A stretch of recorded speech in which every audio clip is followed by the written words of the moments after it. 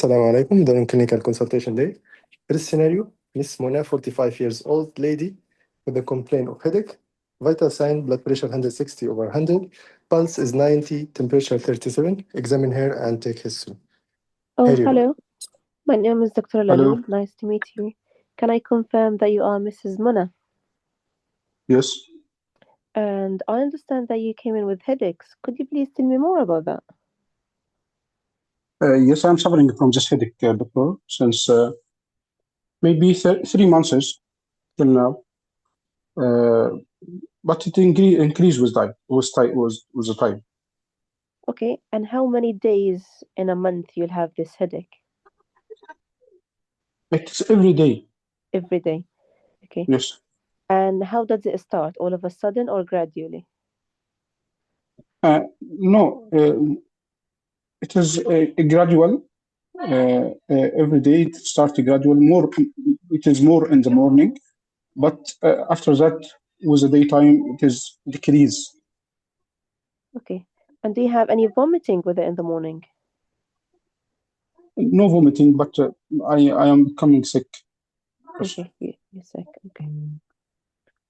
Okay. And how do you score it out of 10 if 10 is the worst pain? Maybe 6. 6 out of 10. And does it go anywhere? No. Any neck stiffness with the pain? No. Anything that makes it better? By paracetamol, I sometimes taking paracetamol. It is. Yeah. Any particular position that makes it better or worse? No. No. Okay. Could you please tell me more about your sleeping? Do you have a good sleep? No, actually, I have a problem in my sleeping.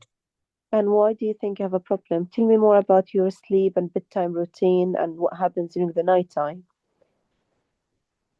Yes, actually, I can't sleep good at night. Many times I awoke, and this affecting actually my daily life and my job. Okay. I became sleepy during the day. Okay. So how many times you get up or wake up in the middle of the night? Many times, but sometimes I can wake up and just walk to the kitchen and bathroom. Also, I went to the bathroom frequent times at night. Okay.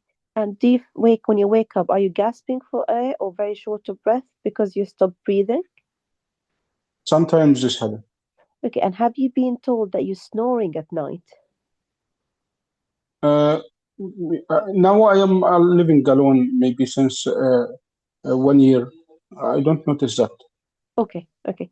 And in the day, do you tend to be tired and sleepy and go for naps? Yes. Okay. You did say that's affecting your life and job. What do you do for a living? I am secretary. A secretary. Okay. Okay. I'd like you to ask a few other questions if that's okay. Did you notice any weight gain or any weight loss? Yes, weight gain. Maybe in this last year, I increased in weight. Maybe 7 kilogram in this year. And how is your appetite? It is good. I am trying to do a diet, diet control, but even with the diet control and exercise, because I lost. I didn't lose more weight. Okay. Did you notice any change in your hands, the size, or the feet, or the face? Yes, actually, maybe my face become swollen sometimes. I will share if you want to look. Yes, please. Thanks.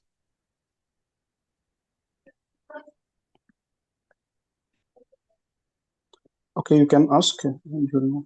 Sorry, did you send anything? You can ask Oh, okay, that's fine. Okay, okay. What did they ask last? Any change in the shape? Okay. And did you notice any tingling sensations in your hands, for example? No, Any weakness in your hands? no weakness. Did you notice any milky discharge from the nipples? No. Did you notice any, if I hope you do not mind me asking about this, but are you still having your period? Yes, Did you notice but any change in your period? it is irregular actually. It is irregular, did you say? Yes. And since when it's been irregular? Uh, Also maybe 4 months is Okay. and become irregular, and also some when come it was uh, uh, excessive in amount. I'm really sorry, I could hardly hear you. What was the amount? What was it about the amount? Yeah, excessive amount.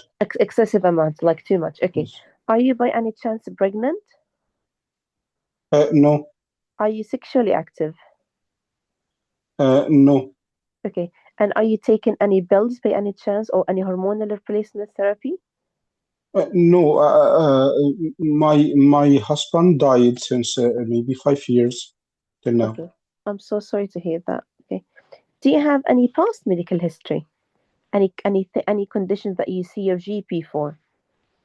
Yes, since 4 years maybe I have diabetes. Okay. And how do you manage your diabetes? I'm taking tablets for it. I as I remember, it is metformin 750 twice daily, and also I'm taking vitamin B complex. Okay. And do you take how's your diabetic control overall? It is good. In the last 2 years, it is good.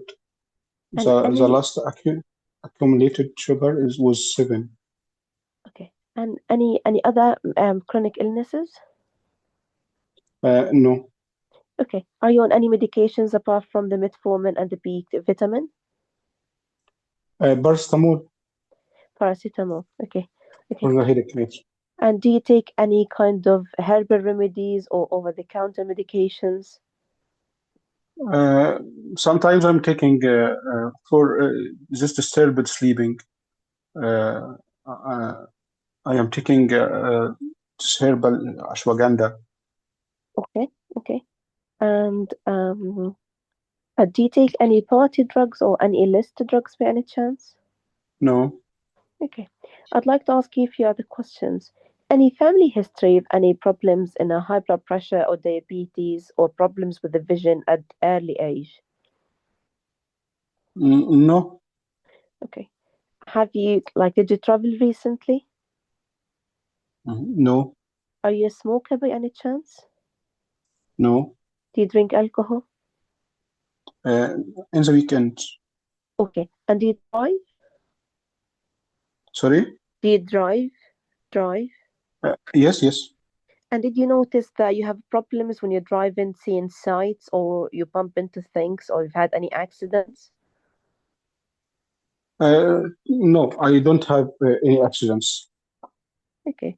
I'd like to ask you a few other questions quickly, and please shout yes if you had any of these symptoms.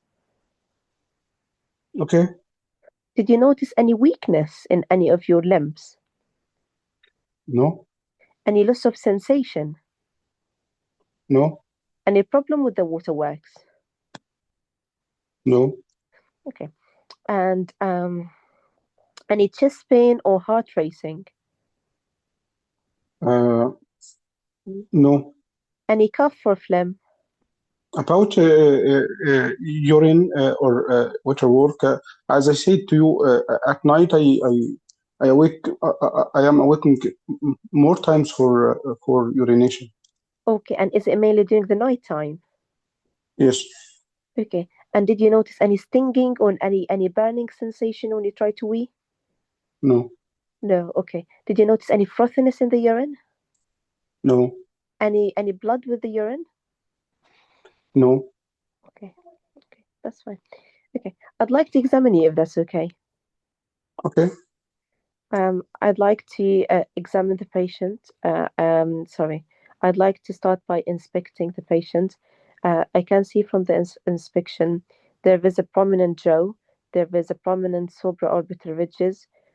Maybe I can say that at the end actually to save time. Okay, I've inspected the face. Now I'd like to examine the visual fields. I'm looking for any visual field defects. I'm looking for any diplopia. No. Okay, now I'd like to examine the neck. I'm looking for any swelling in the neck or any kind of goiter. Yes, there's goiter. There's goiter. Okay, is it tender or untender? Not tender. Not tender. Okay, I'd like to assess if there's any swallowing. I'll ask the patient to protrude the tongue out and see if it moves with the tongue or not. No. No, I'd like to do percussion to see if it goes to the upper edge of the sternum, retrosternal mass, I mean. No. No Okay, retrosternal I'd like to extension. have a listen if there is any proe. No berry. Okay, now I'd like to listen to the heart sounds. Normal. I'd like to examine the abdomen. Cardiovascular examination. Sorry? Cardiovascular examination is normal. I'd like to examine the tummy. I'll be looking for any signs of hepatomegaly. No hepatomegaly. Okay, and now I'd like to examine the hands. I'll be looking for Tinel sign, reverse prayer signs, or Fennel sign. No, negative. I'd like to have a look to the hands overall, look if there is any spade-like hands. How does it feel like? Is it dry? Is it sweaty? Is it dewy in texture? Dry skin, yes. There's dry skin. Dry skin. And he sent me some pictures like that suggest an element of hair loss and non-pitting edema as well. But not sure about the right one. Is it like a discoloration or skin rash, or is it like dryness of the face? Yes. Okay. I'd like to check for any proximal myopathy. Yes, positive. Proximal myopathy. Okay. I'd like to check reflexes as well. Reflexes. Normal. Neurologically normal except proximal myopathy. Okay. And I can do something else. I'd like to ask for, I have a set of observations. I'd like to ask for a blood glucose. About the cardiovascular examination, there is only one finding. There is loud B2. It was normal 2 minutes ago. Loud PT. This is the only finding. Okay. Okay. Let me put things together. I'd like to explain to the patient what might be going on. I'd like to do actually a fundoscopy. Can I do fundoscopy? Okay. It is negative. No finding. Okay, normal. So I'd like to measure the neck size. Yes, it is increased. It is 18. And I was more about the hand examination. How does it look like, the hand? 2 minutes left. Normal. Normal hands. Mm. Okay. That was a bit overwhelming. Okay, I'll explain to you. Okay, Mrs. Mona, thank you so much for coming to see me today. It's very good actually you seek medical help because you've had headaches. From what you've told me, I am quite concerned about a disturbance or abnormality in the hormones in your body. I'd like to keep you in. I'd like to get some bloods. I'd like to get some hormonal panels. I'd like to discuss it with the gland doctor just to make sure that there's nothing sinister there. There are a few possibilities here. I want to make sure that it's not a growth in the pituitary gland, which is a small gland in the brain that may be causing this. How does that sound to you? Okay, you mean this headache is caused by problem in my head, in this gland in my head. That's right? Pardon? You mean this headache, which I am suffering from, it is caused by this problem in my head. Well, Am I there are a few understand that? possibilities here. I believe the headache, alongside the diabetes, and we've had a reading of your blood pressure and it seems to be high, are all related to an abnormal growth within the pituitary gland, which is a very small gland in the base of the brain that's responsible for releasing a lot of hormones. Actually, maybe I'm wrong. Sorry, I want to go back to see the picture. Okay, no, can I change what I've said? Okay. Okay, I will give Okay. you 10 seconds only to change your differential. Okay. Okay. Then you will be the examiner. Okay, Okay. go. Okay. Okay. I really feel that there is a disruption in one of the hormones in the body. I really want to make sure that that disruption it's in the thyroid gland, but we really want to make sure that the disruption is not caused by a problem in the master gland, which is called the pituitary gland in the brain. Okay. So is it treatable? It is treatable. Yes, it is treatable. However, we need to get the diagnosis first. And when it is confirmed and we do the appropriate management, you would need to be on medications, likely lifelong. Okay, thank you. Examiner question. Present your finding. This is a 55-year-old lady who came in with headaches. Headaches were mainly early morning headaches that was associated with sickness. Headaches were there every single day for the last 3 months. The headaches were associated with weight gain, and she also reported some symptoms in terms of irregular periods and excessive bleeding. She has a background of diabetes and high blood pressure. On examination, I've noted the patient has had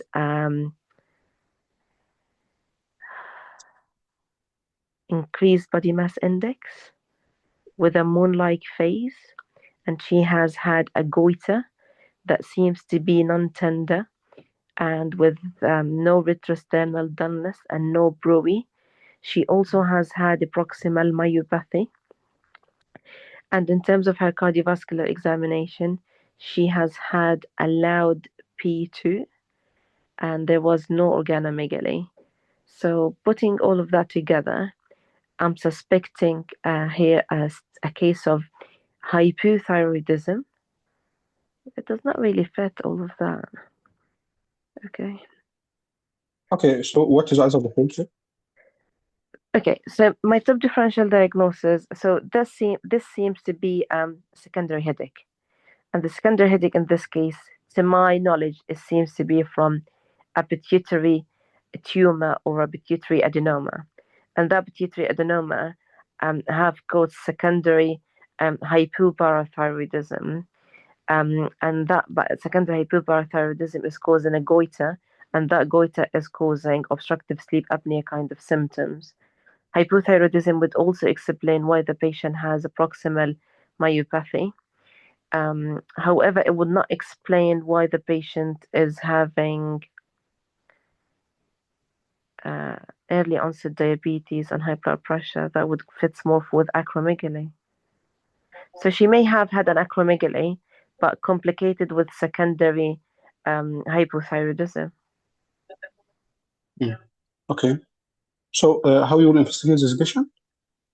So I'd like to start by having a set of observations.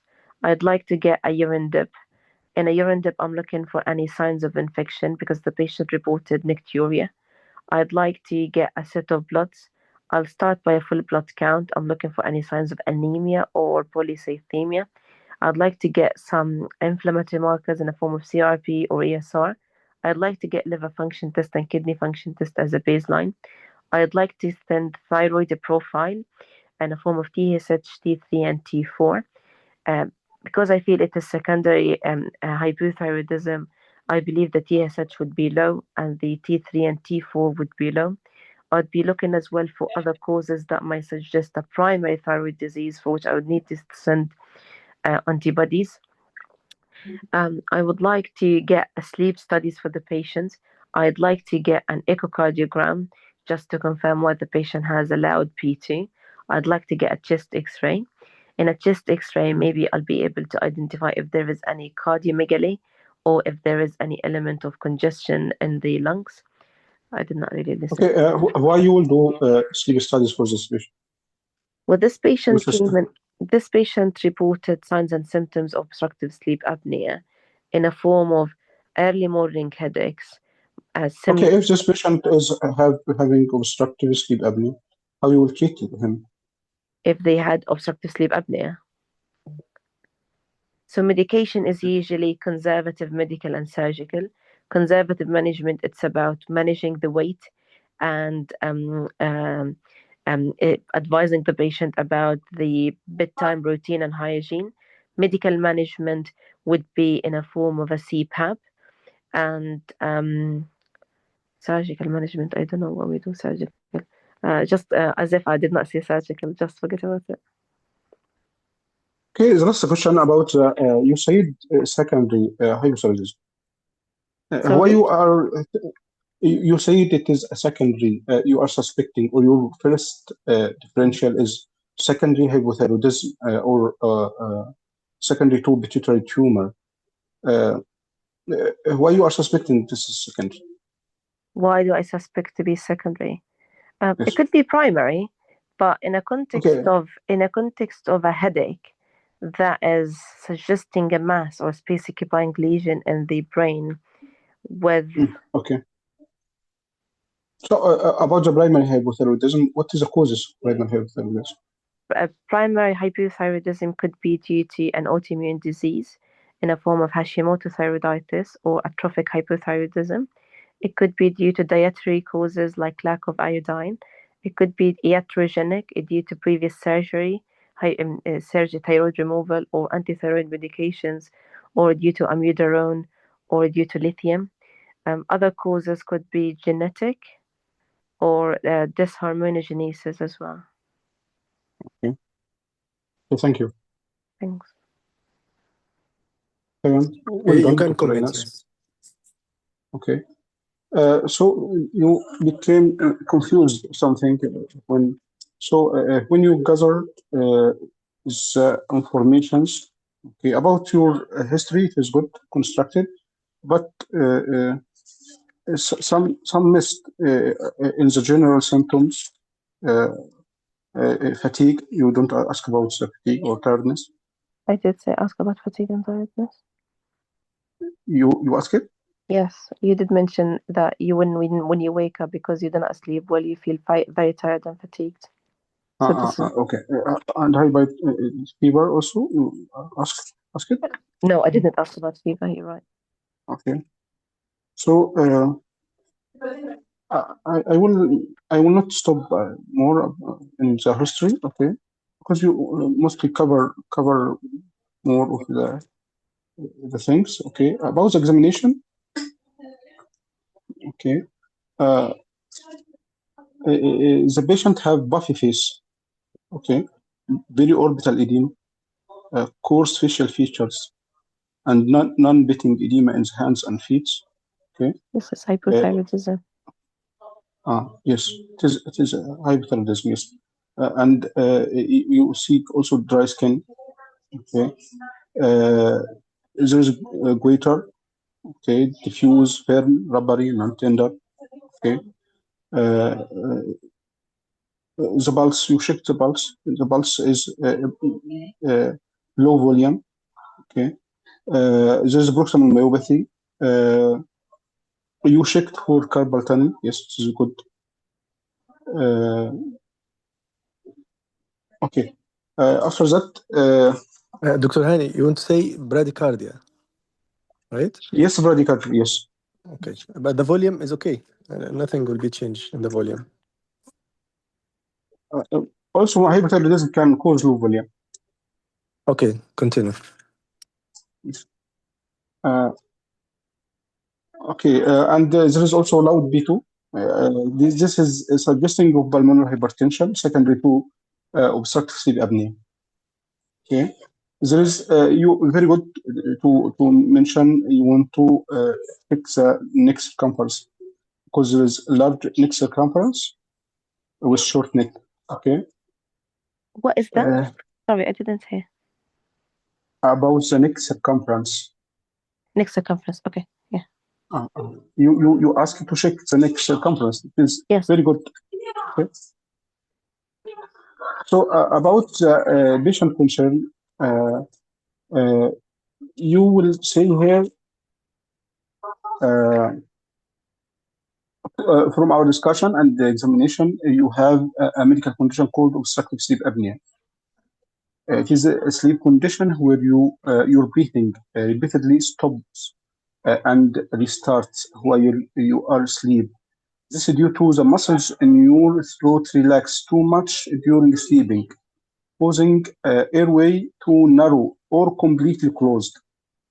So your oxygen level drops and you can't get air in your lungs, probably. And your brain bravely wakes you up to restart breathing. And this can happen many times every night. And this causing the symptoms you have, or this headache especially. And this problem mostly related to another condition you have called hypothyroidism. If he asked about hypothyroidism, you can also explain the hypothyroidism. Okay. If he ask about what you mean by hypothyroidism, you will say it is a medical condition when your thyroid gland, which is placed in your neck, doesn't make enough thyroid hormones. These hormones help your body to use energy and control metabolism and keep organs working properly. The cause of this may be due to defect in the defensive system or deficiency of nutrients as iodine. Okay. This is about patient concern. It is treatable. Yes, it is treatable. We need to do some investigation to confirm our diagnosis and treat the underlying cause of hypothyroidism. I mean here the obstructive sleep apnea. Okay. Mm-hmm. About the investigations, apart from the you covered all the investigation actually. Basic routine investigations, thyroid function test, hemoglobin B1C, lipid profile, and investigation to confirm obstructive sleep apnea. You mentioned it. When you mentioned it, I asked you about your diagnosis here. Okay, so sleep studies. This is the first investigation. Sleep studies. It is polysomnography or home sleep apnea test. Polysomnography is done in laboratory in the hospital, but also there is a home sleep apnea test if the patient can do it in the hospital. And X-ray neck, anterior, posterior, and lateral to assess adenoids. CT, MRI of the head if we suspect any structural abnormalities. After that, we will do investigation for the underlying cause, thyroid function test, thyroid ultrasound, and thyroid antibodies. Investigations for complications like ECG, echo, and arterial blood gases. Treatment, multidisciplinary team approach, non-pharmacological. Okay, patient education and counseling, weight reduction, sleep position therapy, and to avoid supine position and regular sleep schedule, avoid sedatives and alcohol and driving. Okay, so you need to because he is sleepy more the day, so you can. Yes, till now he not she didn't have any accident, but you need to stop her from driving. Pharmacological treatment of the underlying cause, hypothyroidism. Okay, and the treatment of apnea. Treatment of apnea, as you said, positive airway pressure therapy, and CPAP, is the first line. or by BAB if CBAB not tolerated. And oral ablations, like mandibular advancement devices. Okay. Mhm. Surgical, if there is a correctable anatomical cause. Mhm. Okay. Adenotonsillectomy or nasal surgery if there is a defeated nasal septum or like that. Uvulopalato-pharyngoplasty, tracheostomy in severe cases. Okay. Mhm. And there is advanced treatment called oropharyngeal exercise and hypoglossal nerve stimulation. This is about the treatment of apnea, sleep apnea. Okay. Mhm. So positive airway pressure therapy, CPAP, oral appliances, and surgical, and oropharyngeal exercise and hypoglossal nerve stimulation. After that, treatment of complication if present. Mhm. About the complications of obstructive sleep apnea,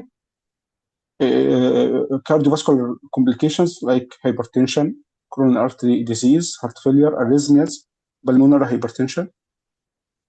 CNS complications like stroke, poor concentration and memory problems, mood disorders, depression, anxiety, accidents, car accidents, metabolic complications like metabolic syndrome, obesity, insulin resistance, respiratory complications like chronic hypoxia and hypercapnia, worsening of asthma or COPD if present.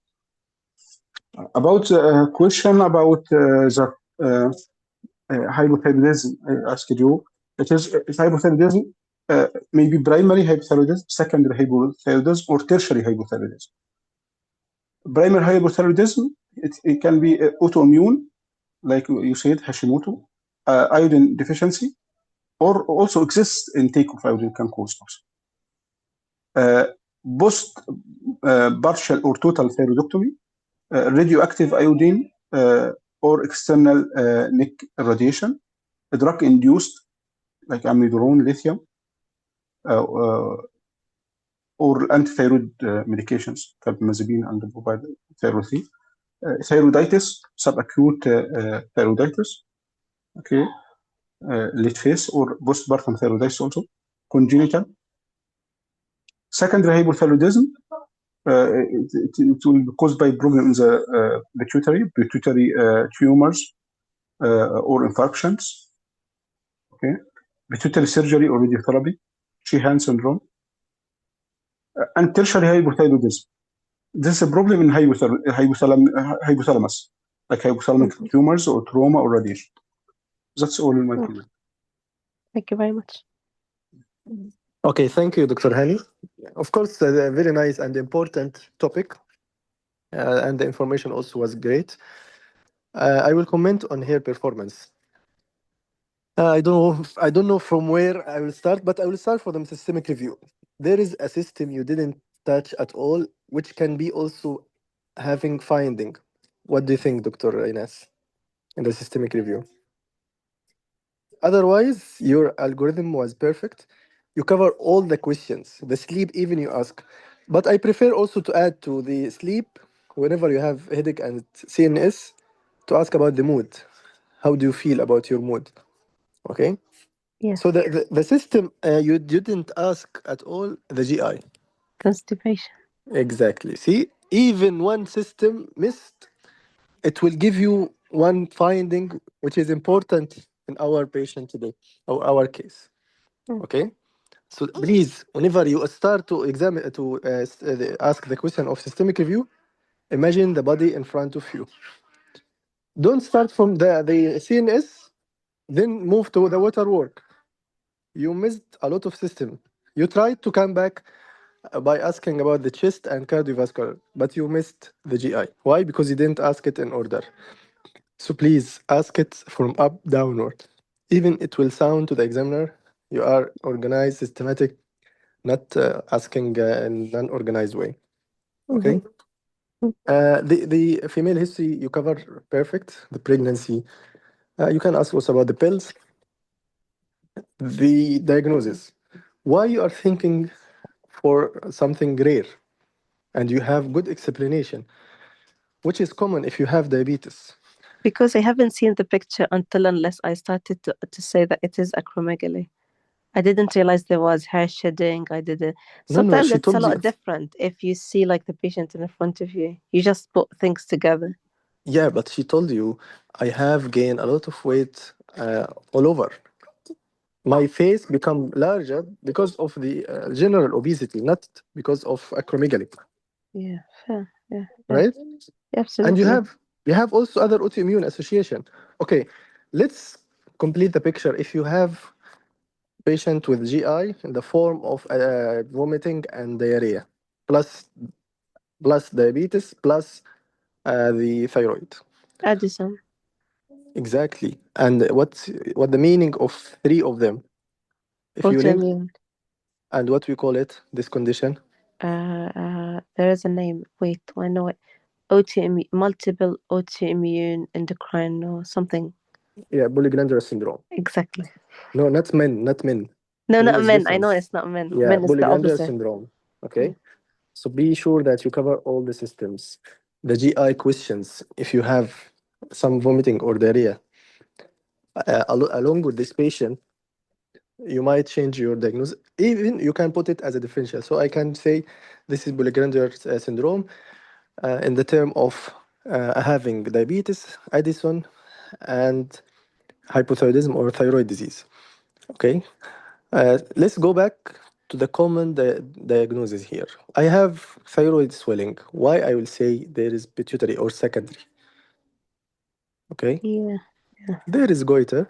I will say first, this is a female in the middle age. First of all, I will say autoimmune thyroiditis, Hashimoto, Yeah. along with diabetes. Of course, I would say this is a case of the hypothyroidism related to Hashimoto or autoimmune association. Even you have some loss, hair loss. You have to examine also the eyebrows, the dry skin. You did the case perfect, but there is something, if you do, it will give you more complementary marks because I think you can get the full mark even if you do so. Okay, don't miss any system, first of all. Yeah. The examination also try to examine the affected system. Here, the thyroid should be examined full examination. I don't know if you did the swallowing. You did, right? Mm. But you stand behind the patient, you explain, I will do these steps. You auscultate for Berwi over Yeah. the thyroid. Yeah. Okay, the retrosternal extension, you did? Yes. Okay, perfect. Lymph nodes in the neck? No, I haven't. Okay. What I want to say, try to finish the all thyroid examination first. After Okay. the hand, of course. You start at the peripheral. Hand, the pulse, the dryness. Then you will go to the neck for the goiter. And if you have some of the GI or abdomen, you want to say the hand for what do you think the hand will be important to examine in the hand, apart from the pulse, temperature, dryness, Um, neurologically? It comes with hypothyroidism and Carpal obesity. tunnel. Perfect. You can ask patient if you have any pain here, let me know, and you can offer the carpal tunnel examination, the tunnel test. Okay. Yeah. Fallon test. The next system will be, I want to say, yeah, the GI we already mentioned. If you have organomegaly, it can be there. The leg swelling or the leg edema, non-beating edema, as Dr. Hani mentioned. I wrote also in the chat box, the alcohol assessment. Whenever you have patient taking alcohol and he said or she said to you, I'm drinking in the weekend, you have to ask her, are you taking or binge drinking? Because some patient, yes, he is not or she is not taking the limits or not exceeding the limit. But when he drink or when she drink, she had the binge drinking, and she will have also the alcohol complication. Okay, so you Mm-hmm. have to, whenever you have any patient taking alcohol only during the weekend, ask about the binge drinking because this patient might have complication also related to the alcohol, excess alcohol, although he Yeah. is or she is not exceeding the limit. Mm-hmm. Okay, then what else about the differential? Yes, what do you think about your differential? Um, I think I was completely thrown away by the headache as if it is Yeah. um I knew as soon as I knew it's a morning headache, I knew it's an obstructive sleep apnea. Yes. And it just came to my mind automatically that acromegaly causes obstructive apnea. I completely forgot about other endocrine causes of obstructive sleep apnea, particularly when he mentioned that I noticed a change in my shape. I took this as acromegaly kind of feature rather than um, most endocrine pictures would appear as a change in the face, like Cushing, a change in the face, hypothyroidism, change in the face. I should have digged more to understand what does he mean by a change in the face. Exactly. Yes. Let's recap the causes of weight gain. Okay.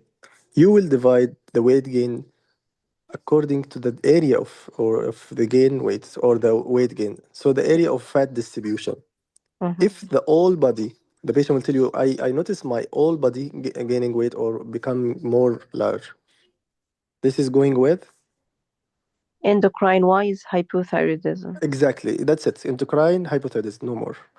If the patient told you I have the fat on my tummy and some in my back, at my Yes. back, between Cushing. scapula, Cushing, along with also the acne or facial hair, so you might Yeah. suspect it.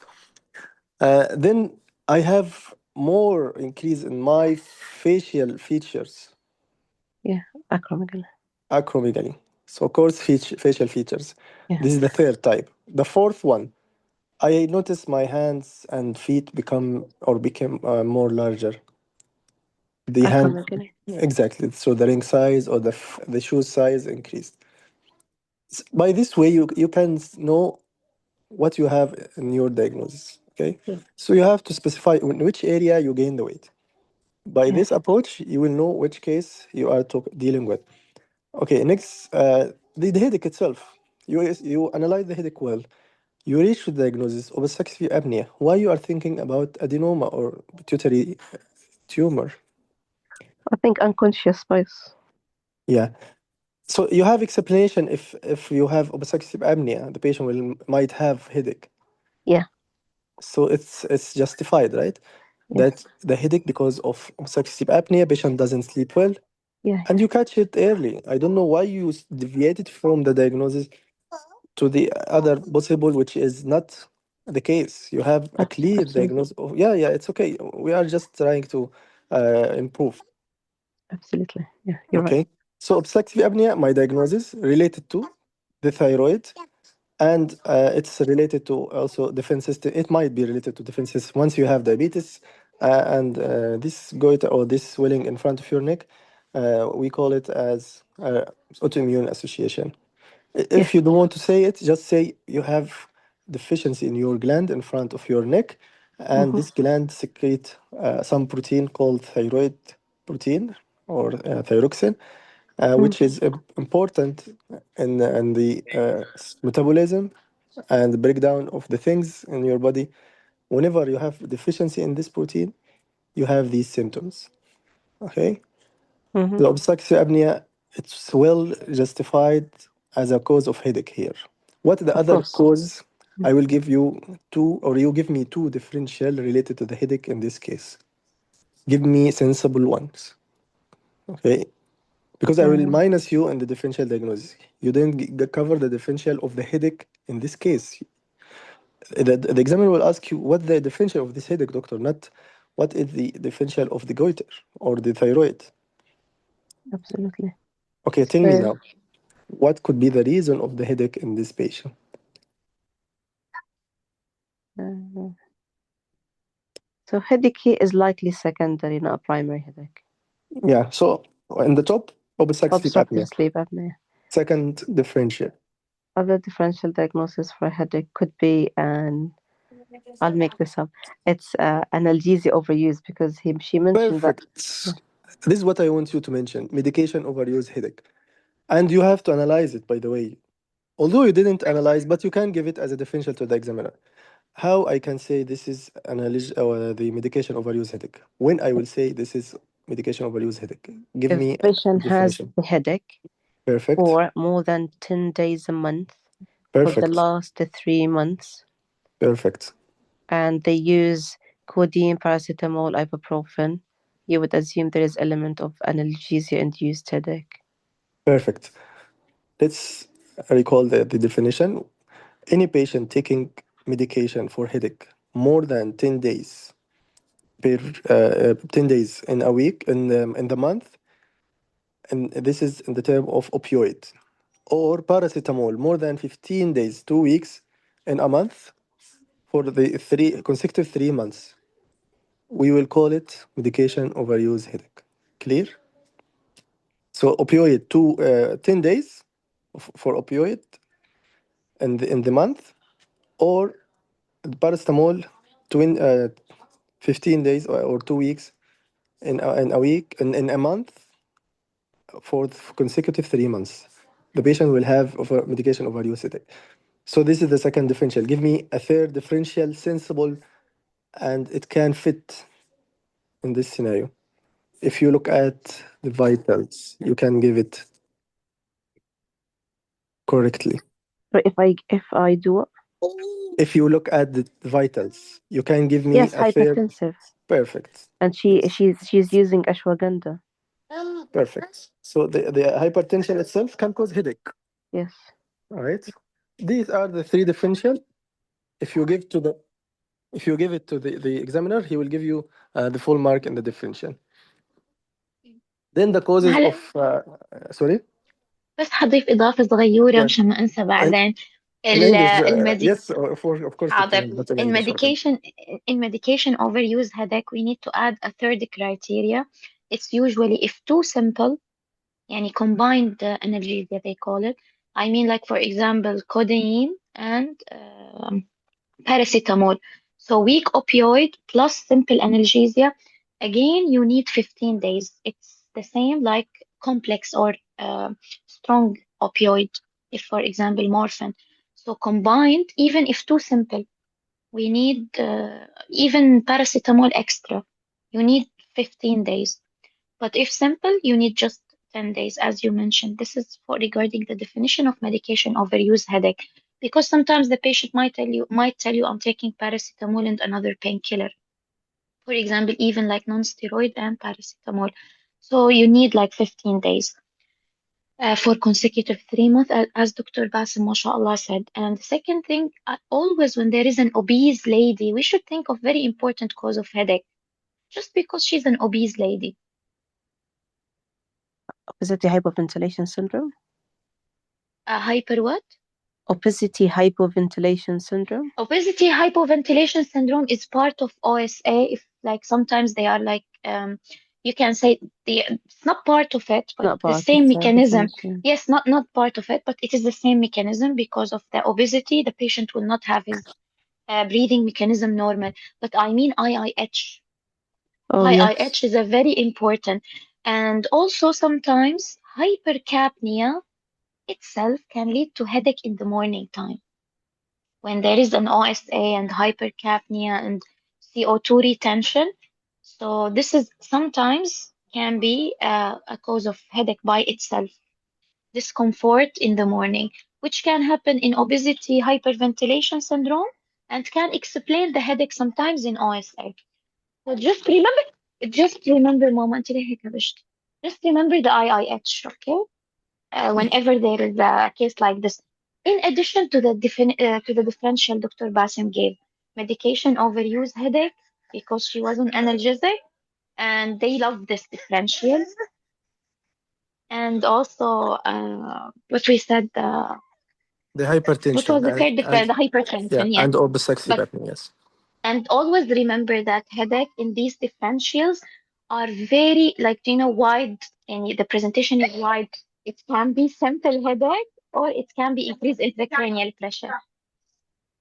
So yeah, Great. Thank you. Yes, thank you, Dr. Hint.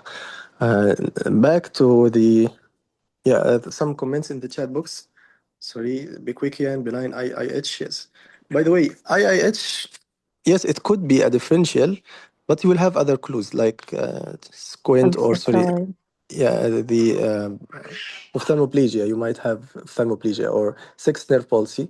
You might have also steroid trigger or acne medication, antibiotics, steroid. Okay, and Is it this will be totally pulsatile? It different. was vomiting, right? Yes, it will increase intracranial pressure. Intracranial You pressure. will have it. Yes. Yeah. Okay. Any question for the first case?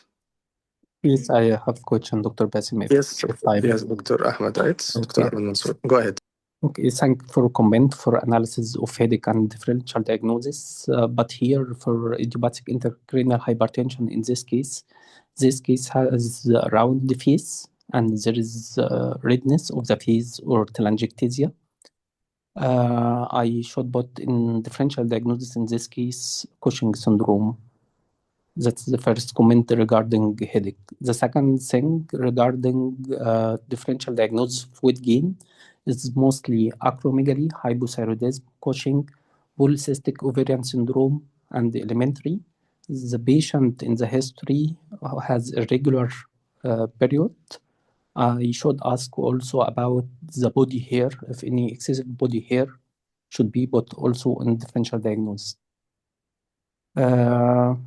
Regarding hypothyroidism, here in the examination should be also check for other complication like osteoarthritis, doing crepitation of the knee, and also the ankle reflex should be done if any delayed reflexes. Regarding the management of obstructive sleep apnea, if any secondary cause of obstructive sleep apnea and especially endocrinal cause, we should treat first the patient at least for 3 months until the control of hormonal level. After that, we will do screening and sleep study because that's maybe considered over investigation. Okay. Thank you, Dr. Ahmed. Regarding the reflexes, I think Dr. Ines examined for reflexes. Yes? Yes. Yeah, perfect. I put a score. If you can memorize this score and mention it to the examiner, you will impress your examiners. Epworth score. There is 2 scores, yes. Stop Epworth, and there is also a stop bang. Stop bang. I share it to the chat box. So whenever you have sleepiness, snoring while asleep, tiredness, and observe apnea during sleep, hypertension, body mass index more than 35, the age more than 50, neck circumferences measurement, and the gender male. There is a score. If you can remember this score, stop bank, at least the name. No need to mention the all elements. At least you can remember the name, stop bank or bang score. There is also another score which was called bang score. But Anyway, Mufid, it is very yeah, useful to use the elements of the score in your history and examination. And every perfect. single element in this score, imagine that I have an OSA case and I missed to ask in Mhm. the examination about the neck circumference. Okay, so try to use the element. Don't memorize them just as a part of the score, but integrate them in your history and in your examination. And remember that but if you mention the score, you might put yourself at a point where the examiner will ask you for what we will use each one. Epworth is for the sleepiness, daytime sleepiness. And if it is high, it helps to evaluate whether the patient need to stop driving and for how long. Okay, while stop bang, I think it helps in the management, whether it is mild, moderate, or severe, and so you can decide whether to start CPAP early or Yes. mandibular advancement device. So each score participate differently in OSA. And guys, when I mentioned IIH in this case, for sure IIH is not the best differential, rather the endocrine causes and the hypertension and the medication overuse. But just because when Dr. Basim asked about what is the differential diagnosis of headache in obese lady, I was expecting this to ring Dr. Ina's mind because always obese lady IIH. I mean, yani it's common association. So just don't forget it. But in this case, it will not fit because I have snoring, tiredness, daytime somnolence, increase in weight, and all of these like were associated with the onset of the symptoms along with hypothyroidism. So it will not be related to a neurological cause rather than metabolic and endocrine. And please, please don't forget pseudo Cushing. That's why always depression, alcohol, and the family history of obesity or like obesity. I mean, recently there is no change in the weight, but the patient is already in the higher limit of his weight or obese since he was a child. Okay? So that's why always ask any recent change, صح يا ماما. Any recent change in your weight or what is the baseline? What is your baseline weight? Even though in the exam we will be able to see the patient, so we can judge. And mood plus alcohol, because pseudo Cushing is always a good differential in these cases for obesity. Okay. Yeah, perfect. Thank you, Dr. Hint. Anyone want to add any comment before moving to the next scenario? Assalamu alaikum. Alaikum salam. Really, it is rich case, but I don't want to talk more. You already explained everything, guys. But we are reassure ourselves that if there is case like this in the exam of obstructive sleep apnea, the underlying cause usually it will be like already diagnosed because many issue will be covered in the scenario. Also itself, it is very long case. If hypothyroidism it came like uncontrolled hypothyroidism, already finished, because as you see now, more differential to be covered. Diabetes is there, and you should search about Addison, because other autoimmune, maybe I will ask me about autoimmune polyneuropathy. So it is an exam of skills. We need to focus. OSA itself, complication of OSA, like heart failure, heart attack, and O2 saturation mandatory in the vital signs. One comment, Dr. Inas examination, you cover everything, but you need to be like systematic. If you examine the proximal myopathy and go to other and comes again to the hand, they are not focusing with you. So start by like this, hands, arms, and others like vision and others, and search about other complication of this OSA, like heart failure and any heart attack before, or is like a stroke before, polycythemia, polytheric phase like this, and the hypothyroidism itself. Already hypothyroidism, it is sometimes or almost, it will be already diagnosed. So finish. The only things here focusing OSA. And you see, guys, in the concern, when she wants to explain concern, it's very long concern because you should also explain hypothyroidism itself. So many times. And also in clinical communications, you use jargons, please, just focusing like chronic and like other words also. Use 3 words jargons. Remember, chronic. Need to be symbols and focusing, and it looks like easy case, but it is not easy. We all know the knowledge, but we need to maintain the welfare to help the patient, driving and pregnancy and something like that. And during discussion with the examiner, to be simple, don't rush the examiner by your knowledge. Just take deep breath in and out, and let him ask another question. Like management, it depends on the score, because we are not say CPAP or others unless there is control of the hypothyroidism, maintain the weight gain, then according to the score, the degree, mild, moderate, severe. Then the plan of management. Need take deep breath in and out, and what? Any medication, yes, like this. Any surgery, like this, and the time finish. So I guess talking more, but this is only headlines. It is just exam of skills. We all knowledge, just we need to use our knowledge in a small area, small, simple, very simple. Thank you very much. Okay, thank you, Dr. Mahira. Nice comment as usual. And Dr. Hinda, as usual, also she commented earlier, as well as Dr. Ahmed. What I want to add before moving to the next scenario, I think Dr. Hani already read the scenario, but I will read it, then I will read, or I will say last comment. Dr. Hani, your patient, Miss Lucy Hunt, 41 years old woman present with palpitation. She has a past medical history of anxiety. Please take a focus history and perform a relevant physical examination. Explain the possible diagnosis. Discuss the management plan. Okay. 2 minutes, or if you're ready, we can start. But I will say last advice for Dr. Ines. Don't be volunteer to give the explanation to the examiner. The examiner want to judge on your performance, and he has some questions he will ask you about. Don't say and don't answer lengthy as Dr. Muhira said. She remind me actually. I noticed that you want to do everything without hearing the examiner question, which will affect the judgment itself. He want to judge on your clinical judgment as management plan, plus the investigation, plus the differential diagnosis, plus other advices if there is something to add. And don't forget always to mention the multidisciplinary team. Okay?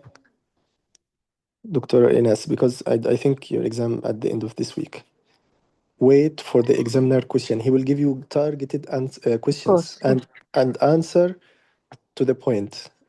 Don't exceed the limit of the question. So, how to investigate? 1, 2, 3. Finish the investigation. Don't say to him, I would like to start this patient on a medication. Wait for the next question. He has 4 questions, or at least 4 titles to ask about: investigation, differential diagnosis, management plan, and if there is extra question for the full mark.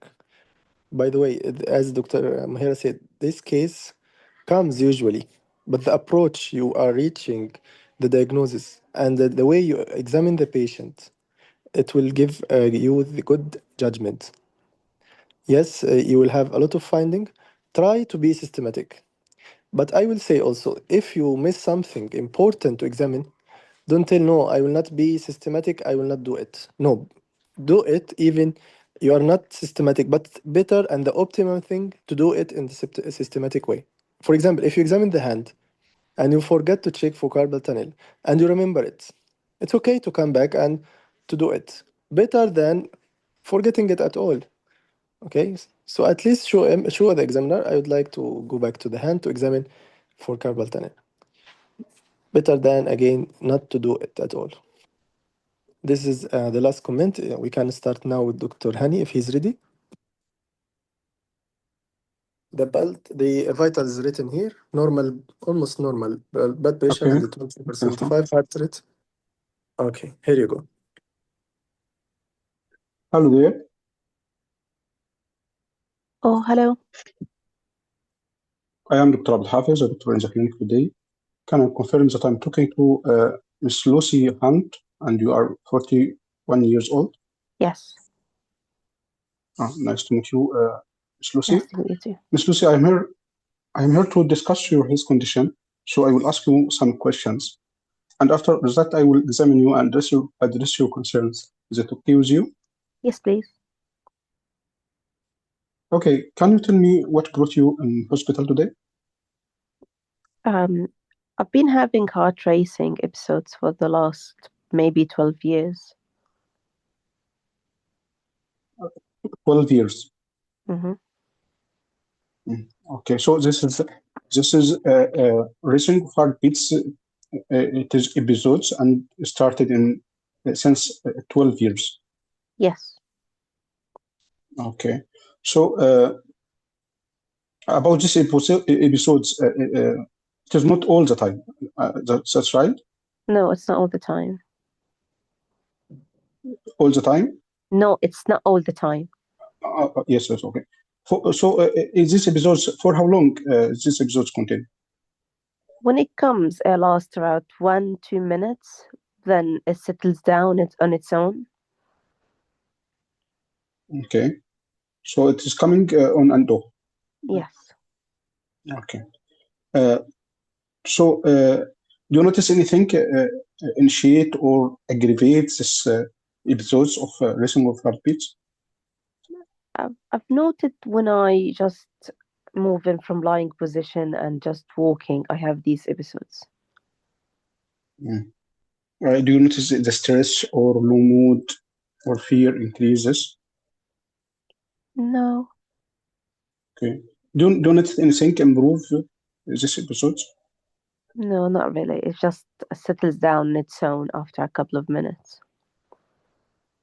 Yeah, how fast did the heart racing? I do not check it. but I just feel the heart racing. I mean, it is fast or low. No, it's very fast. It is fast. Yes. Mm-hmm. You notice it is regular or irregular. I mean, I like don't know, that, doctor. I don't know. or like okay, okay. So, do you ask it any medical help about this problem? Oh, No, I haven't seen anyone before. okay. So, any chest pain? No chest pain. Okay. Any shortness of breath? No shortness of breath. Any coughing? No cough. Any coughing up blood? No. Any leg swelling? No. Any anxiety associated with this episodes of racing? I've been diagnosed with anxiety a few years back. Since when you were diagnosed with anxiety? 5 years ago. Okay. So you have medication for this? No, I don't have any medications for that. Do you notice this associated with your anxiety or No, not really. No. any hand shaking? No. Okay. So any high body temperature? No. Any change in your weight? No. Any change in your appetite? No. Any feeling of tiredness? I feel tired after I have these episodes, yes. Okay. So any lumps or bumps in your body? No. Okay. Any lump in your neck? No. Any weather preferences? No. Okay. So any headache? No headaches. Okay. Any loss of consciousness or collapsing? So over the last 12 years, I've fainted twice. Fainting twice. Yes. The last one was 4 years ago, and the one before was like 9 years ago. And these happened after I've had these kind of palpitations. But I was very swift. I'll just faint, pick up myself, and I just needed to sit down. And after a few minutes, I started to feel better. So you lost your consciousness at this time. You lost your consciousness, Oh, yes, I lost my consciousness. Yes, I fainted. and you regained your consciousness spontaneously. Yes. But there is no any shaking of your body or like that. What do you mean? Shaking of your body, fits, Seizures? No seizures, no. no seizures. Okay. Any weakness in your body or your limbs? You mean after? Or when I've had the Yes. collapse? Yes. Oh, but these were 4 years ago. I haven't had any shakiness. It was just a brief faint, and I picked up myself. I haven't had any weakness afterward. I haven't had any seizures. I did not bite my tongue.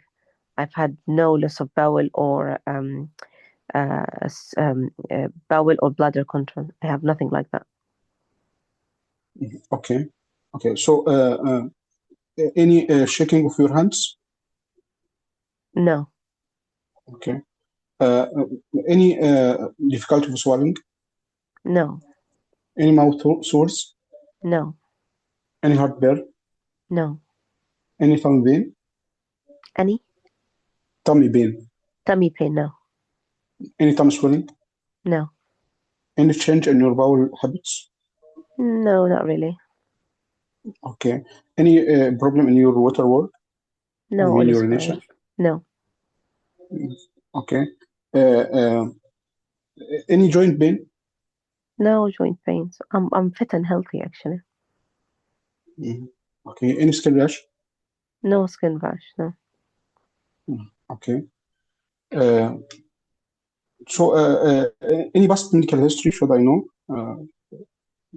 Any standing disease or like Really sorry, I could hardly hear you. any past medical history should I know? I've just had a history of anxiety 5 years ago, and that's it. I'm not on any medications. Okay. Any other diseases? No, Okay. What about your mood? I think pretty much well. It's right. Okay. Any past medical surgical operations or procedures? No, no surgical history. And you are not taking any medication now? No, No herbal medications no, or over-the-counter medication? Okay. no, Uh, I'm sorry, any illicit medication? I'm sorry for asking this. Any illicit Mm. drugs? no, Okay. Any family history of the same condition? not really. No, Any diseases running in your family? no, Okay. not that I'm aware of. Any recent travel history? No, Okay. So, what about your? Sorry, I'm asking for these special questions. What about your menses or period? it's Is it regular? regular, good volume. Okay. Are you taking any contraceptive pills? No, Are you married or have partner? I have a partner here. Okay. Do you have any children? No, Okay. Any previous abortion? no, Miscarriage? I mean. no. Okay. What are you doing for living? I'm a teacher. And how is this affecting your daily life? It's affecting my life significantly because when I'm teaching, I needed to move between sitting and standing, and that makes my symptoms worse. Okay, I'm sorry for that. I will try to help you. Okay. Uh, so, do you smoke? No, I don't smoke. Okay. Do you drink alcohol? No, Okay. Do you drive? I do drive, yeah. Okay. So, according to that, you have these palpitations, and there is a previous history of fainting. Just you need to stop driving until we confirm our diagnosis. We give you the proper treatment. Okay. Well, the last time I fainted was 4 years ago. Yes, but still we don't have the diagnosis, so we need to confirm our diagnosis first. Okay. Okay. So, can I examine you? Yeah. Firstly, I will start with a general inspection. No abnormality. Like 41-year-old lady looking fit and healthy, body mass index of like 26. Okay. So, the vital signs is the same outside. Yes, nothing changed. Okay, I will inspect the hands. What are you looking at? Any pulmonary edema, any clubbing, any splinter hemorrhage, any leukonychia or. Negative or? Okay, I will check the pulse. 80 beats per minute, good volume and regular. And equal in both sides. Pardon? Equal in both sides. Yes, no radial delay. Okay. Okay. So I after that I will examine the eyes for any jaundice. No pallor, no jaundice. Then I will examine the mouth. No ulcers, no cyanosis. Okay. Jugular venous pulse. Normal. Okay, I will examine the heart after that by inspection, palpation, and after that auscultation. Normal cardiovascular exam. I will examine the chest also, the lungs, by inspection and chest expansion, percussion, and auscultation of the bases. Yep, chest exam is normal.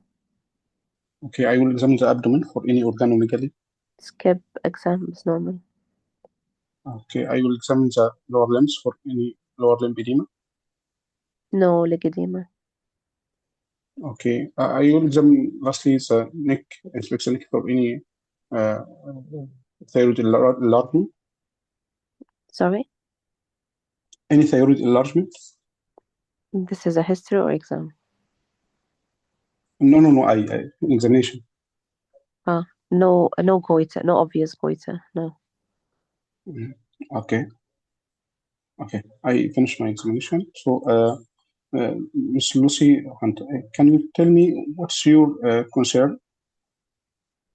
I'm really worried, like it's affecting my life. I really find why I'm having these palpitations. Is it because of my anxiety? Is it something else? Is there a medication that can help me get well with these palpitations? I appreciate your concern. From our discussion and from my examination, there is some possibilities about this racing of your heartbeats. It is maybe associated to the anxiety, a medical condition called general anxiety disorder. Okay. 1 minute. Please. Okay. Or panic disorders. Okay. It is also maybe a possibility of there is problem in the heart rhythm. Maybe it is a medical condition called arrhythmia. Maybe irregular heartbeats happen suddenly because there is problem in the electrical activity in your heart. So we need just to admit you and do some investigations. And after that, we confirm our diagnosis and give you the proper management plan. Do you have any other question? I'm concerned about driving. Were you serious that I should stop driving? It is best for you to be safe. Okay, time is up. The examiner questions. Could you please present the case? Okay, I examined Ms. Lucy Hunt, 41 years old, coming with episodes, recurrent episodes since 12 years. Episodes of palpitation. This episode is taking 1 to 2 minutes. Okay, and there is history of anxiety since 5 years, but she is not in medication or she didn't have any long-standing disease. By examination, I can't find any positive finding in the examination. Her pulse it is 80 beats per minute, regular, normal volume, no radial delay. So the examination was largely normal. And what is your differential diagnosis for palpitations in this case? My first differential diagnosis will be psychiatric causes, like panic disorder or generalized anxiety disorder. Any other differential diagnosis? Yes, my second differential diagnosis will be arrhythmia, like supraventricular tachycardia or atrial fibrillation. I mean paroxysmal type of atrial fibrillation. Or Other premature differential ventricular contractions, premature ventricular contractions. Also, I will put also in my differential drug-induced, but against that she is not taking any medication, and I will put hyperthyroidism, but there is no actually weight loss or tremors or heat intolerance. I will put also pheochromocytoma. What did you ask but to find if it is pheochromocytoma or not? I asked about episodes of headache, denied any headache. Her blood pressure is normal. What are the She symptoms that you would expect in patients with pheochromocytoma? sweating, excessive sweating, tremors, chest pain. Did you ask her about any sweating? No, I don't ask about sweating. Okay. What is the other differential diagnosis? You did mention cardiac, you mentioned endocrine causes, you mentioned panic, you mentioned drugs. Any other differential diagnosis that you'd like to consider? We can put also hypoglycemia, but What investigations you'd like to do? firstly, I will do the basic investigations like CBC and a complete kidney count, liver function test, renal function test, electrolytes, and inflammatory markers. After that, I will search for the cause by doing ECG and or Holter if it's normal. If I suspect arrhythmia. I will do blood glucose to rule out hypoglycemia, thyroid function tests. Also,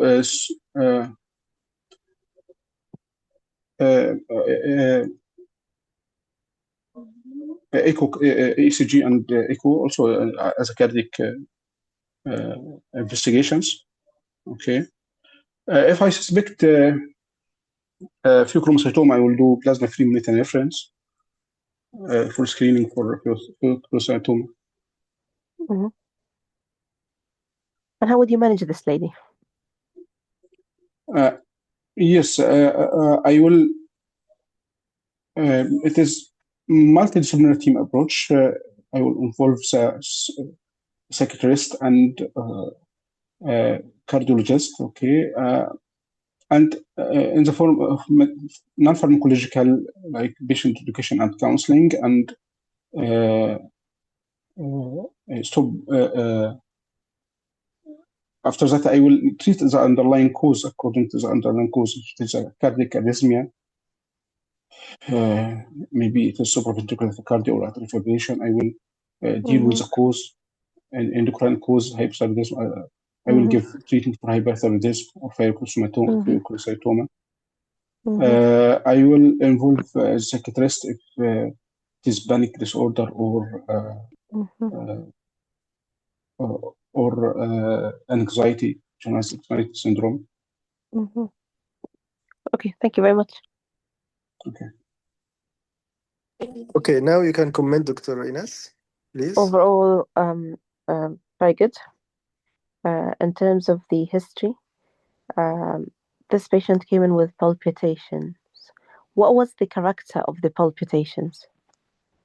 Was it positional, situational?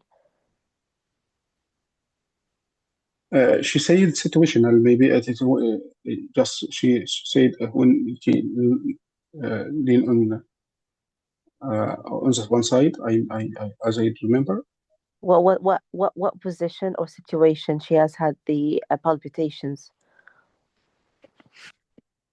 I don't remember what was the word is, but she said she did say when I move from lying down to standing, or when I move from sitting to standing, I feel these palpitations.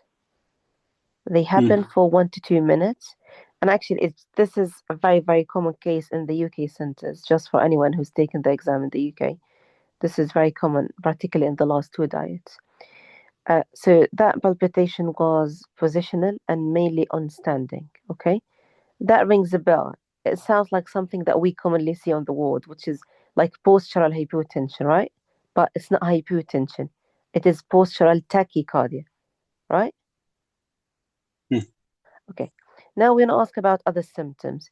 You ask a very, very good detailed history, but did you ask me about a neuro in particular? Have you had any dizziness, any lightheadedness? Have you had any nausea? Have you had any? You ask about headaches. Well done. But positional palpitations comes with some autonomic dysfunction, and this autonomic dysfunction appears as nausea, vomiting, they dizzy, lightheaded, and that patient has had a bit of lightheadedness and dizziness. So the symptom was mainly when she stands up, she has palpitations, she's nauseated, sometimes she vomits, and she's lightheaded. Okay, this is an MRCP, it's a medical exam. They will not bring patients with panic attacks for us to diagnose. They will send them to psychiatry. So never, never, ever put panic attack or anxiety related as a top differential diagnosis. The same for functional disorders. You just leave them at the very end. It is a mimic here, very, very sensible, but it's not your top differential diagnosis. This lady has been diagnosed with anxiety, and that was a misdiagnosis. She's been diagnosed with anxiety because of her palpitations. And in terms of her collapse, so what happens? The diagnosis here is called POTS syndrome, which is POTS. It's positional orthostatic tachycardia syndrome. These patients, when they stand up, the blood pools in the legs, and that decreases the blood supply to the brain. And this is why patients have a bit of dizziness and lightheadedness. The heart tries to compensate by ejection more blood, tachycardia, and that causes the palpitation. If you never heard of it, your top differential diagnosis here should be cardiac. Palpitations, no any other symptoms, an element of autoimmune autonomic dysfunction. I need to rule out cardiac causes. Particularly, the lady mentioned 2 old episodes of collapse or fainting. That sounds to be very cardiac. Collapse for 1 to 2 minutes, fully recovered. This is cardiac until proven otherwise. So, the differential diagnosis here, I would list it as cardiac causes. I need to make sure that the patient has no SVT, no paroxysmal AF, or no any kind of paroxysmal kind of tachyarrhythmias. The other differential diagnosis here, the first one was, of course, POTS. The second one is cardiac. The third cause is endocrine causes. Endocrine could be due to hypoglycemia. As soon as you finish exam, you ask the examiner, could I please have a lying and standing blood pressure and a lying and standing heart rate, and I'd like to get a blood glucose level. That would tell you if it is positional, if it is POTS, if it is postural hypotension, if it is hypoglycemia. So your endocrine causes are thyroid. You examine with the thyroid gland and everything seems to be normal. Number 2 is pheochromocytoma. In patients with pheochromocytoma, you would expect episodic palpitations, episodic hot flashes, episodic diarrhea, and headaches at the same time. You did not ask me about any diarrhea. You did not ask me about hot flashes. And the third, and no, this is 1, 2, 3, 4. The fifth differential here is panic attack. I asked about the change in bowel health. Okay, fine. That's good. I think I missed that. But if you said that, that's very good. You covered yourself for pheochromocytosis. The last one is panic attack, and very good that you've added the drugs, particularly for someone who's young. You did ask about illicit drugs and parted drugs because it could be ergotamine or cocaine or one of these medications that could have affected the heart. In terms of examination, very well done. Palpitations, if you want to examine 2 systems in palpitations, what are the 2 systems that you want to examine? Just 2 systems. If you've had just 2 minutes left. Sorry? What 2 systems you would like to examine if you've had only 2 minutes left? What 2 system you would like to examine in a case of palpitation? Cardiovascular, you mean? Well done. And the other one? And the neck for thyroid. Fantastic. Fantastic. You do this, you do that, you have a general inspection, you do set of ops, lying and standing, and that should be enough. Particularly if you've digged into the history, it will take you maybe 8-9 minutes. So that will not leave you with a lot of times. So we spoke about the history, we spoke about the exam, we spoke about differential. Your investigations was really thorough. Very good. Even if it sounds something that's been for 12 years, it's always good to be safe. It could be some cardiac arrhythmias. I want to keep the patient. I want to do some bloods, and very good that you've added thyroid function test. Very good that you've added the pheochromocytoma kind of bloods. Very good that you've added you wanted an ECG, and if the ECG did not get anything, I'd like to get a Holter. If the Holter did not get anything, I'd like to get a loop recorder. Very good. And the management was sensible as well. I need to find more about the underlying disease and manage it within the multidisciplinary team. But please, yeah, they will not bring anxiety for us in the exam. Always, always, always think common is common and think about the medical causes first. So in the multidisciplinary team, the psychiatrist should not be there because it's not really psychiatry problem. Now I've told you it is POTS disease. It's a postural orthostatic tachycardia syndrome. How would you explain it to the patient?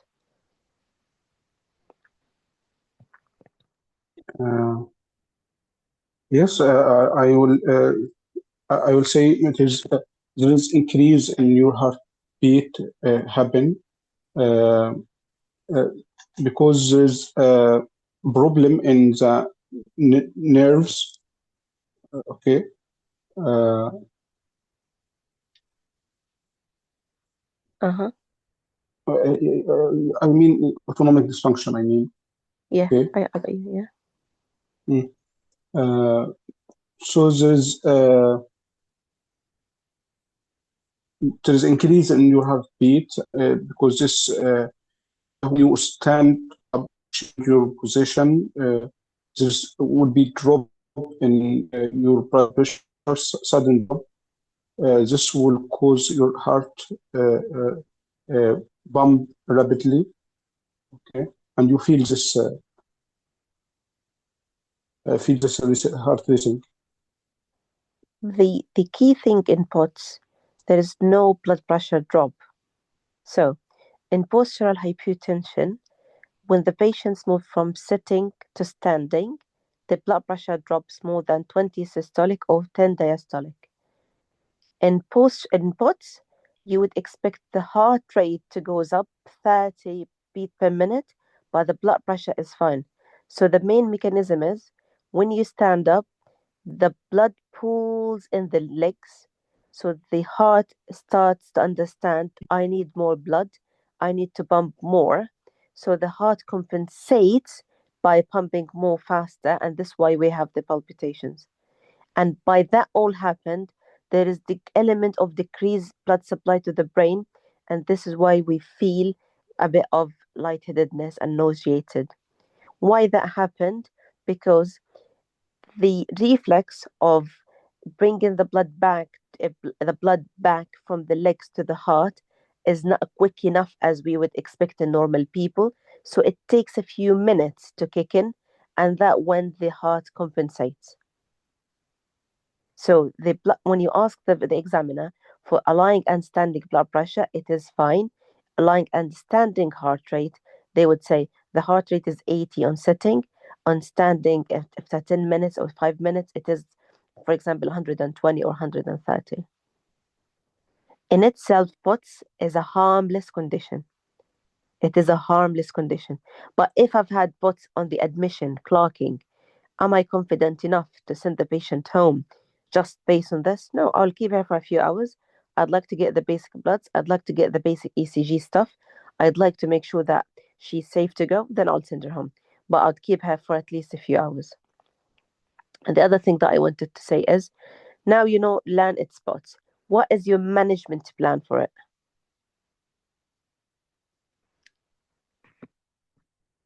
I think it is conservative, like drinking more fluids and exercise, wearing compressing stocking, Exactly. Yeah. and More water. reassurance. What is the last one? Reassurance of the patient. Exactly. So management, you need to reassure the patient. Management is mainly conservative, but there is an element of medical management. Conservative management is, please allow yourself to have time between when you move from sitting to standing. If you're lying on the bed, before you stand up all of a sudden, just make a slow and smooth transit. Sit up on the bed for a few minutes, then stand up. Wearing compression socks would help you because that would help the blood supply to go back to the heart. Try to drink enough water.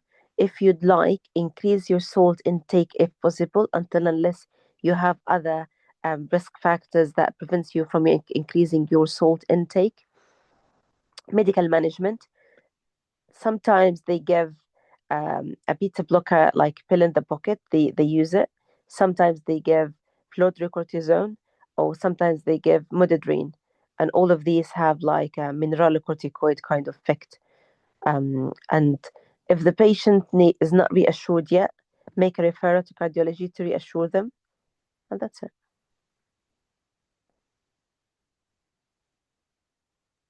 Okay.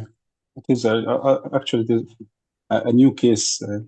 The first I time know. I hear about it. I know. I first learned about it 2 weeks ago, so it's okay. There will be always a first time to hear about things. Yeah, In places. thank you. Yeah, thank you, Dr. Ines. We have discussed this case, Dr.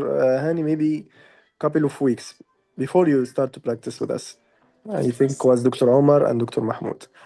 It's very common in yes UK centers, and it's nice topic because it's difficult to reach a diagnosis. However, the approach was perfect. That's why you have good mark. The examination, even the differential are sensible. However, it didn't mention the diagnosis. So what I can minus UN, it will be the differential and the clinical judgment.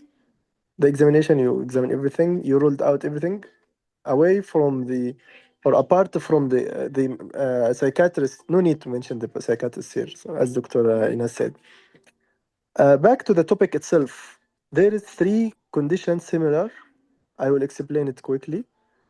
The the three postural the conditions and bases. The first one, postural hypotension. As Dr. Ina said, so the blood pressure will drop and due to the position itself.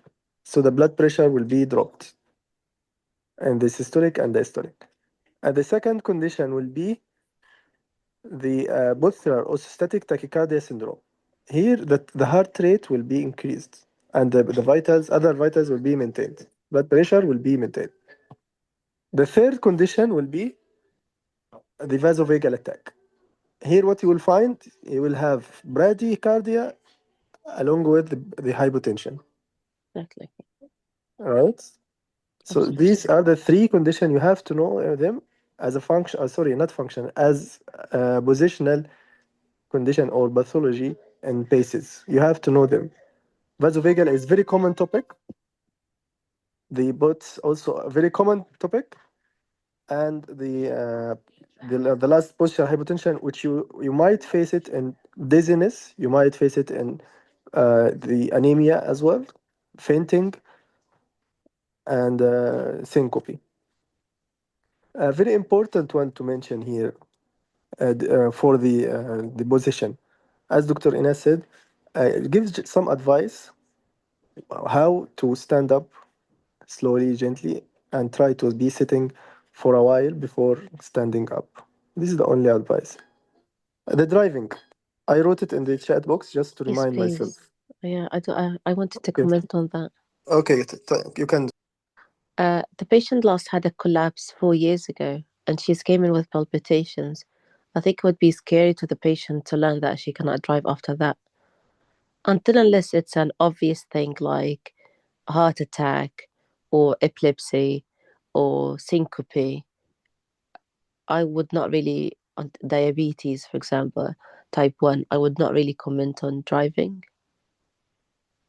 And the idea is, I know it's very, very rare in bots, but apparently when I read about it, they could have fainting, or because it could be like the loss of blood to the brain significant enough to the point that it causes syncope for a few seconds or a minute.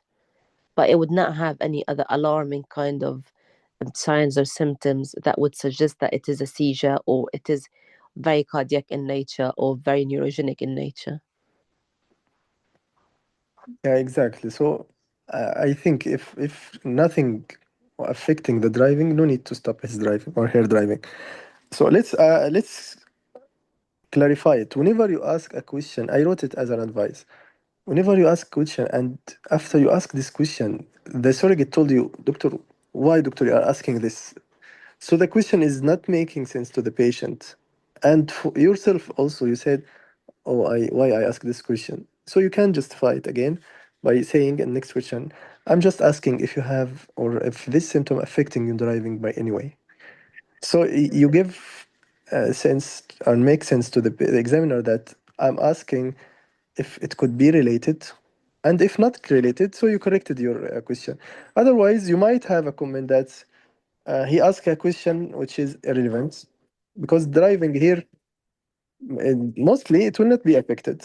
However, if he has some of the syncope or fainting, and I don't think it will happen with the sitting position of driving.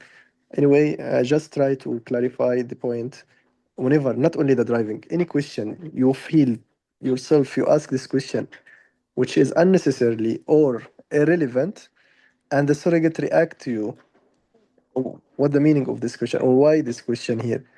You can just say it like, I want to know if it's affecting your driving, or you can say, I'm usually asking my patient this question for the safety. For any, try to give a rationale why you ask this question. Okay. This is regarding the driving. The condition now you know it, Dr. Hani. It might be also in overseas centers. It appear usually in UK. However, it might be also in UK in overseas centers. So this is the topic. It's not that much rich of information, just the reaction. As I wrote also, it's abnormal reaction to the position. So the heart will be overreacting by beating fastly or quickly to compensate and not to have a fainting. That's why you feel or you felt this heartbeat is quickly or it's fasting. This is the simple explanation of the syncope or sorry, of the POTS syndrome. Any question, Dr. Hani? شكرا جزاك الله خير دكتور. Yeah, again, the approach was perfect. The differential also makes sense. That's why you have good mark. Sometimes with difficult diagnosis, they give you good mark if you do good approach. Okay. Anyone has a comment or question, Dr. Ines? Dr. Basim. Yes, Dr. Ah. Very nice. Thank you, Dr. Han and Dr. Ines. I am asking if patient ask me why it is happening to me. It is idiopathic or predisposing condition or what? Because we hear it is in some Ehlers-Danlos and Pelagian disease. But here now the line cause. So it is idiopathic also. Yeah, it's something positional or functional. It's Not not. functional. Yeah, it's not a pathological condition, as Dr. It's Ines not said. functional. It's something not It is related. autonomic. It's kind of. It's. I Yeah, think yeah. it is autonomic dysfunction in nature. Yeah, but it's not pathological. This is what I want to say. Even nothing to be given as a pharmacological option. This is to compensate, not to treat. The fludrocortisone or stocking, just to help the body in the reaction, in this reaction. As Dr. Ina said, it's autonomic abnormality, and it might be by the way, it might be lifelong condition. The only thing to correct and to overcome this condition is to avoid or to prevent it. How? By Education. yeah, sorry. By education. Yeah, education, how to deal with it. Whenever you are lying, then you will sit and you will do the preventive measurement. Okay. Sometimes the medication help, like full cortisone, or the salt intake, or plenty of water. All these things also comes as education, not as pharmacological option. Okay.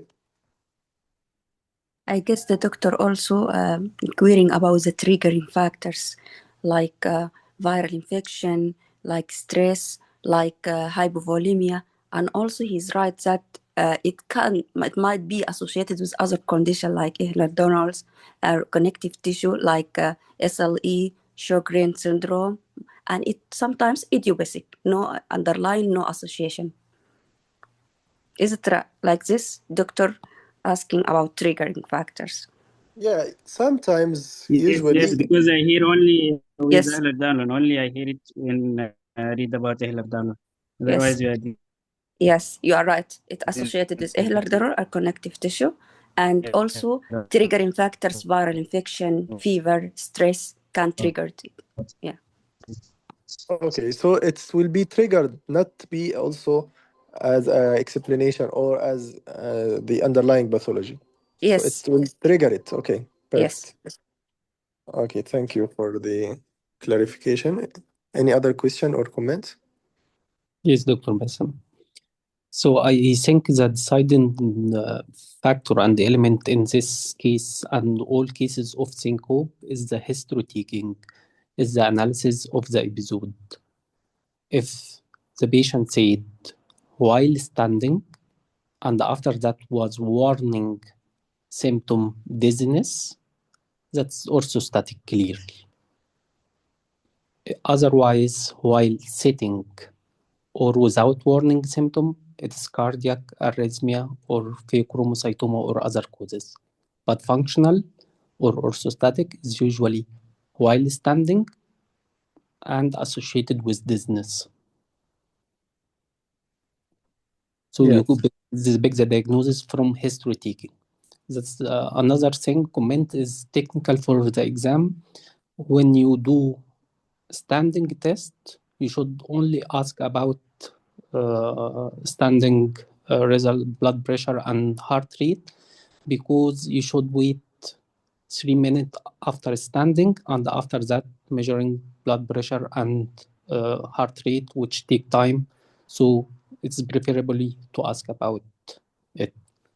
The last thing, especially in the last years, it is most commonly idiopathic due to autonomic dysregulation, but associated with many other diseases, and in the last year it's associated with vaccination.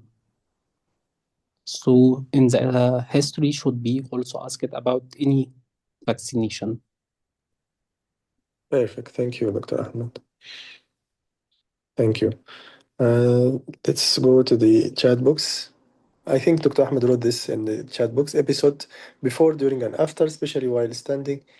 The sequence of the syncope, trauma, respiratory rate, pulse rate while standing, standing, POTS, vaccination history, table test. Yes, this is also one of the tests you have to mention to the examiner. Pheochromocytoma, one of the differential arrhythmia is cardiovascular cause. Yes, and anxiety after exclusion. And anemia as well. It's very important differential and it can make sense. Anemia itself can cause all the things. So how to do it?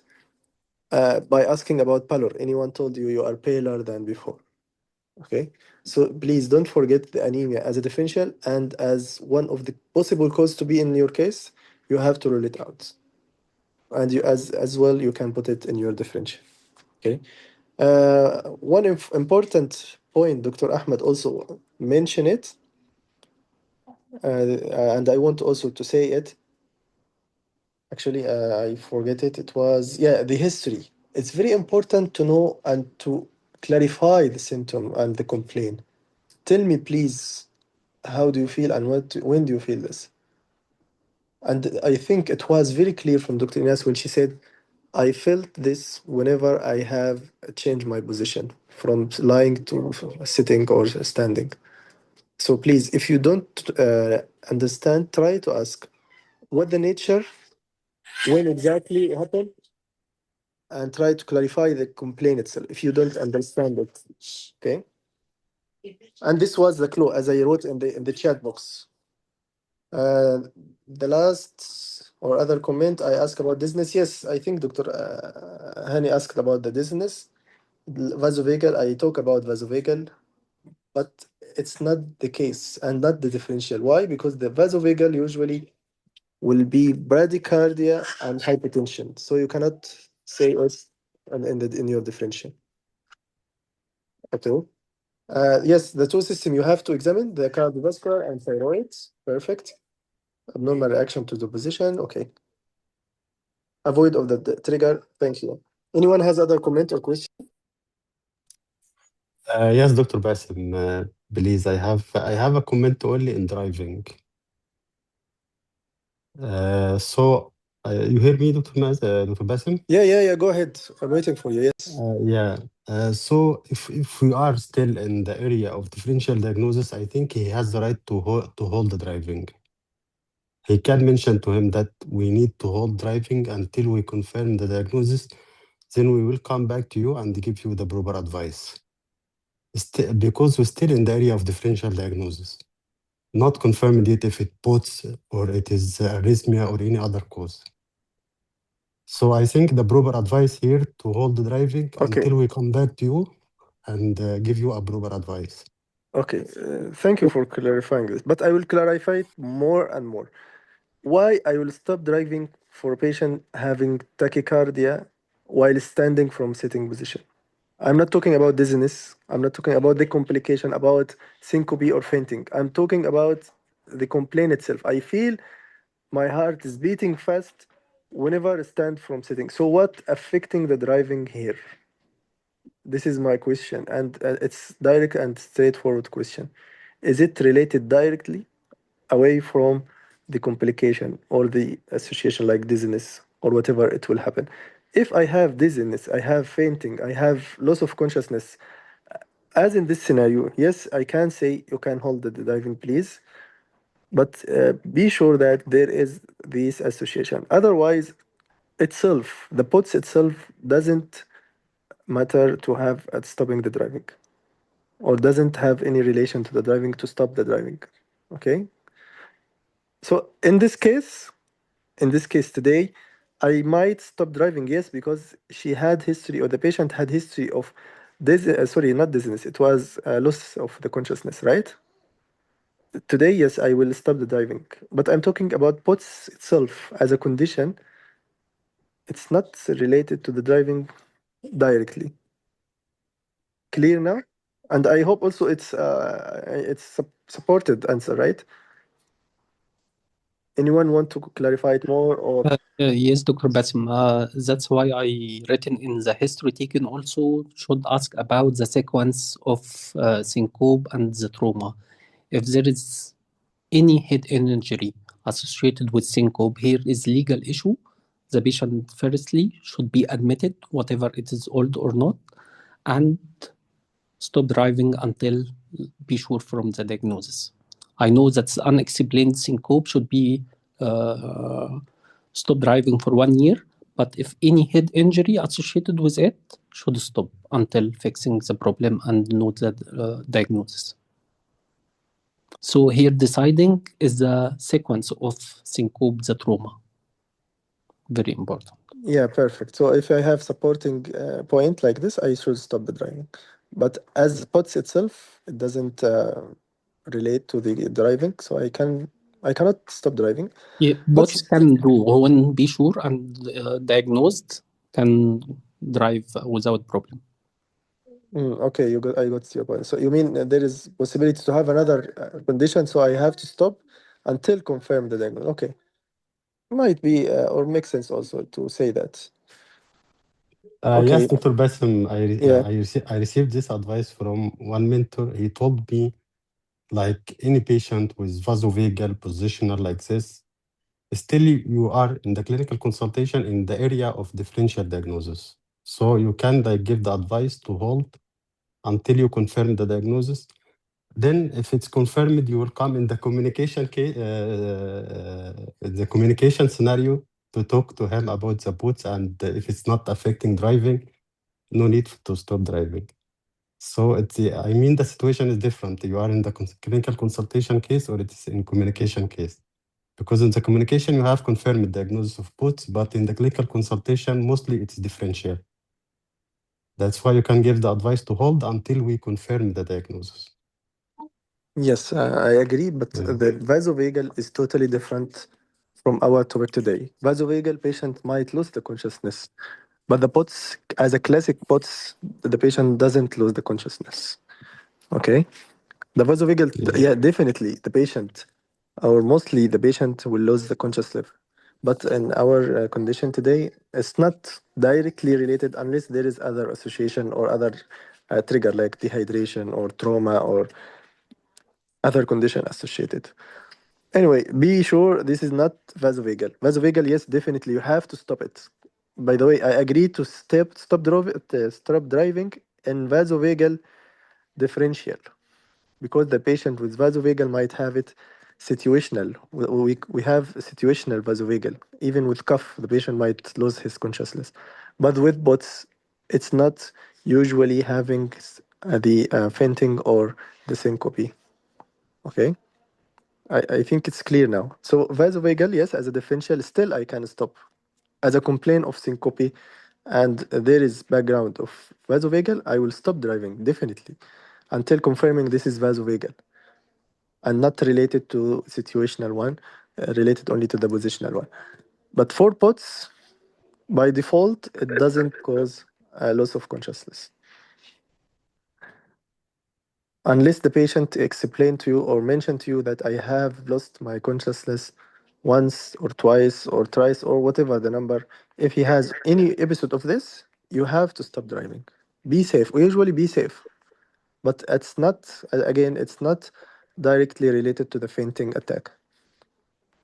You are right, Okay? Dr. Basim. The area was that it is not the disease itself or the bots itself, because our second differential cardiology, cardiovascular sync, and even 1%, we have differential serious things to be safe and overacting.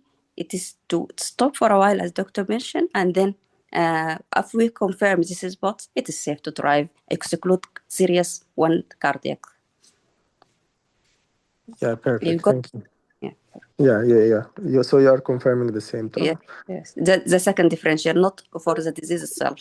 Not. Okay. Yes, Yeah. exactly. Yes, not Yeah. as POTS itself. Yes. Okay. Yes. Thank you, Dr. Mahira. Any other question or comment?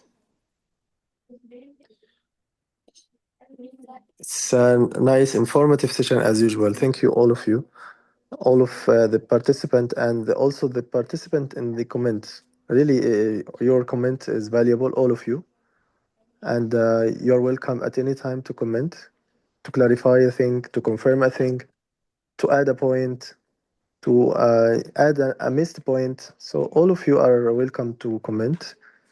Thank you for the attending today. Thank you also, Dr. Inas and Dr. Hani in particular. Thank you. See you tomorrow, inshallah, the communication day. Good luck and good night. Assalamu alaikum wa rahmatullahi wa barakatuh. وعليكم السلام ورحمة